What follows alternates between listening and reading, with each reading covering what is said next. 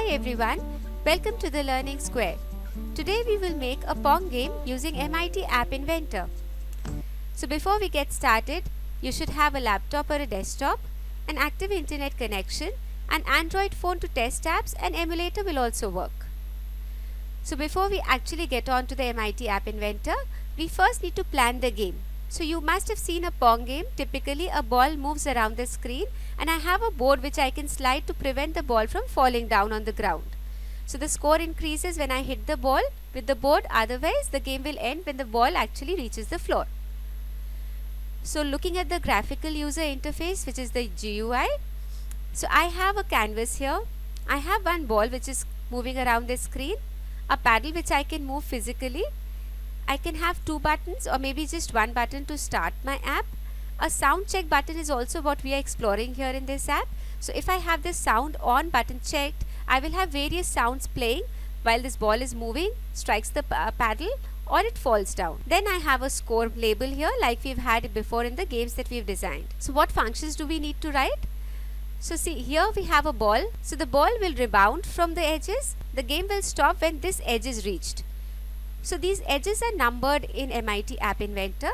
So this particular edge that is basically -1. So if my ball touches the edge equal to -1, then this game should stop. Otherwise it will just rebound from the edge. Then I have to be able to move the paddle. It should be just in one direction. The score should change whenever I am able to hit. Then I have a start button programming and a musical checkbox programming also. The reset button we will omit here. So let's get down to programming this. Just search for MIT App Inventor. Click on the Get Started, Create Apps, log in from your Google account. And I'll say Start a new project. So I've given the name My Pong here to this app. On the screen, as before, we will just change the title of the screen to Pong Game. So this changes here. Now if you remember the GUI, we needed first a canvas. So I'll pull out a canvas here. Height, I'll take it to 80%. Width will be fill parent. Let's give this a background color here. Now I'll pull a ball sprite from here. The color, you could change the color of the ball. Then you have two values here, interval and speed.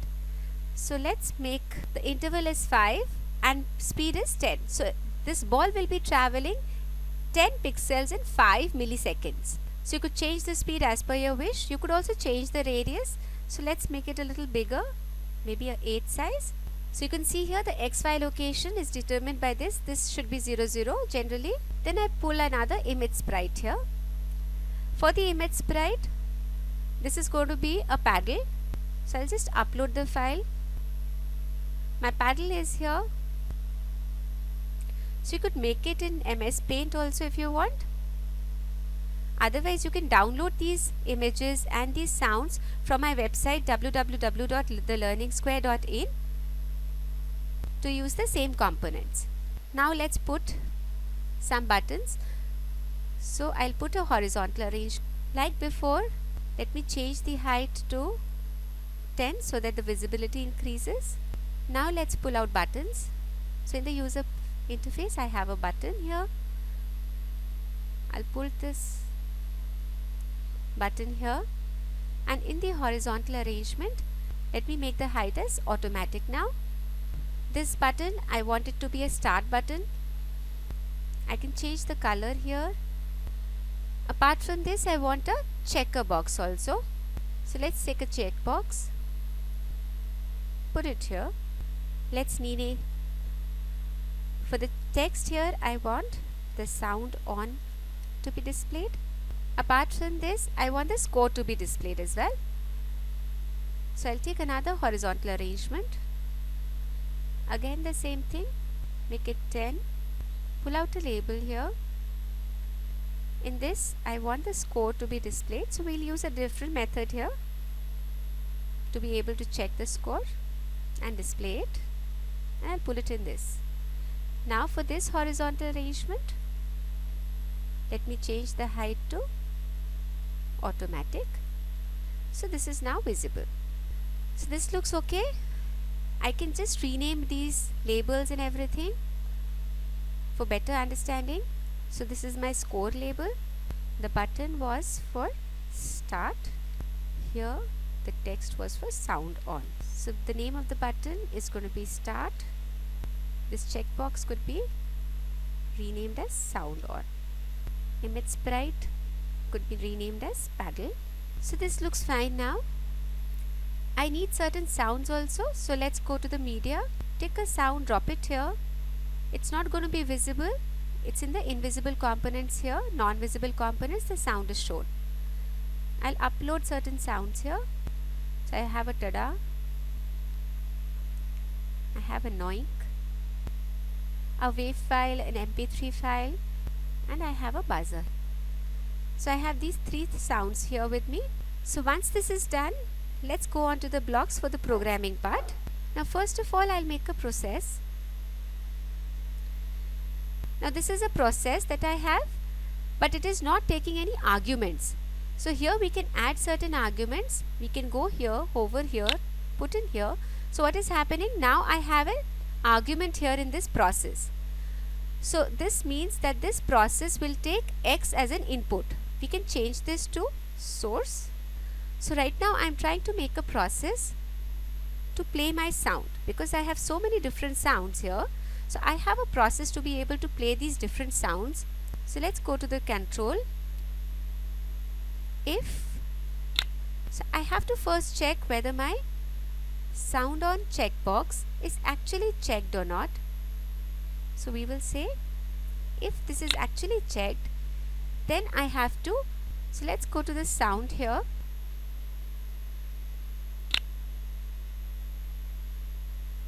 So what are we saying here? With this process, whatever I done is that I am taking an input here as source. Now if my sound on checkbox was checked, then only my sounds should play. And what am I doing? I am setting this source to whatever source that I am giving with this input here. So I will always, whenever I call this function, I will give the source along with it, and that source will be played here. And I'll simply say call sound1.play.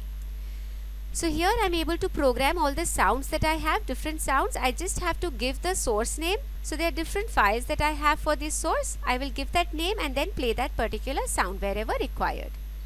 Once this is done, now let's go on to the programming of my ball. So I'll come to the ball. Here I have all the processes related to the ball. So I want to find out whenever my ball actually reaches an edge. We have different edges here. So here I have 4 edges with me. If this is the edge that I have reached, which is equal to -1, then the game should stop. Otherwise the ball should just rebound. So let's program this. So I'll pull out if then else block from here. I have to be able to understand which edge am I colliding with. So this should be equal to -1. So I'll go to the math, put this here and equal to -1. So if the edge is equal to -1, then what do I have to do? I have to stop. So I'll just set the score. So let's go to the score here. Text. So the text should start reading game over. I need to stop my ball. So I'll go to the ball, pull this out, ball enabled to false. It means that the ball should now stop moving, and I have a different sound to play. So I will actually call this function here, the play sound. Go here. This is the function that we created. Now which sound do I want to produce? So the source would be tada.mp3. This is case sensitive, so you need to be sure that whatever you have uploaded here, it's the same thing. Now once this is done, I'll go on to the else part. If this edge is one of the other edges, then I just need to rebound. I'll go to the ball, and there's already one function which is inbuilt.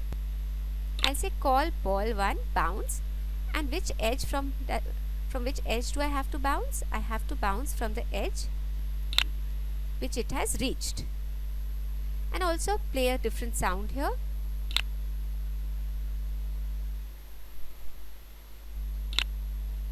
Here I'll play a gnawing sound. You could use different sounds if you want. So my ball edge programming is done, but there's another thing with the ball. The ball can also reach the paddle now. So when it reaches the paddle, it is basically colliding with another sprite here. So I'll go to the ball and I'll use this here. So when the ball collides with other is always the other sprite. We just have one more sprite, the paddle here. So whenever it collides with the paddle, I just need to first increase the score. I'll call a join here because there are two values that I want to join.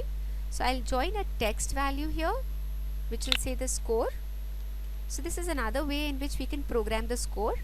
So the other way was in the previous lectures you've already seen. Here again, to be able to have actually a score, let me give a variable score and initialize it to 0. Now I will add 1 to the score that I had. So increase the score here by 1. What else do I need to do? I need to change the heading. Heading means the angle at which the ball is moving. Heading is generally 0. If I am going in the x direction, the heading would be 0. 90 would be straight up. So the heading needs to change. So I'll go to the ball, set ball heading. So what I'm trying to do is, here you have to understand, so if my ball is bouncing, it's striking like this, I want it to maybe go like this. So I'm adding a 120 degree here. So I'll just add to the previous value of the heading, I'll add a value of 120.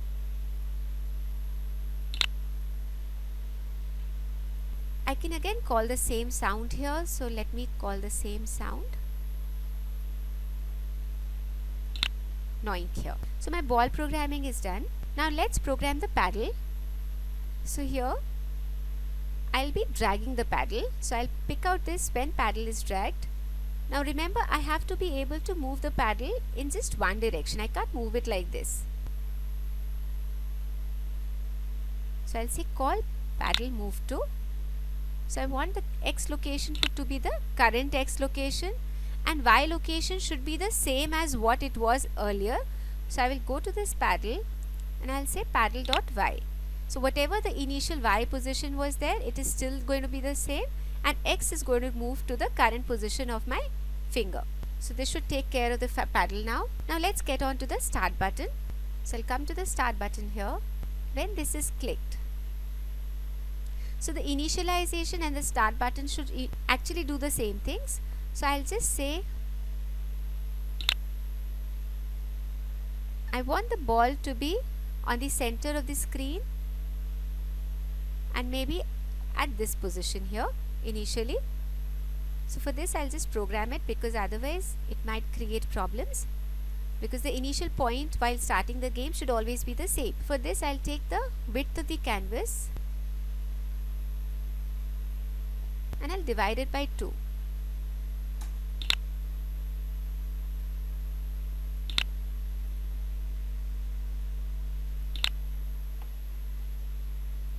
The y position could simply be 0. I could also play a sound here. I'll just copy this. This could be the buzzer. Then I have to enable the ball to be moving. So what I'll do is pull out this, enable, logic say I'll pull out true. So my ball is now enabled. I need a heading initially. So heading is in which angle do I want this ball to start moving. Pull out this, take out the heading from this, and I'll take a random value. Doesn't need to be fixed always. So from the math I'll take this, and here I could change the values between 90 and 120. You could change whatever you want to. That's really a matter of your choice. I need to change the score now. So I'll just duplicate from here. So initially I want the score to be 0. I'll also make my paddle move to a particular position. So let me take the paddle here. So for this I'll take this value, the canvas width divided by 2, and the y location could be the height of the canvas minus a certain value. So I'll pull out this, and here I could give maybe a value of 15 pixels. So now my paddle is at a safe distance from the canvas edge here. So it's a little above this and it's in the center. Now my start button looks okay. Similarly, I could have a screen initialization one also. So whenever my screen is initialized, that is whenever I start my game for the first time. So I'll take the same value here. I'll call the paddle to move at this location. I'll move ball to this location. I'll call this sound, set the heading, set the score. We'll also enable the ball. So essentially my start and my screen one initialization are both the same. Now once this is done, let's build our app. So I will go here, build. So here on my phone I will go to the MIT AI2 companion, scan the QR code,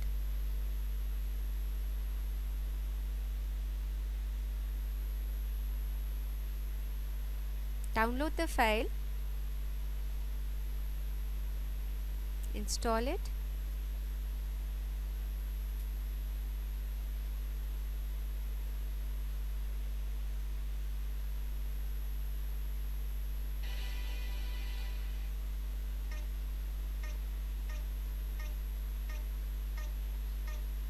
so this is working. So congratulations, you have made another app. Hope you enjoy this. I will see you in the next class. Thank you.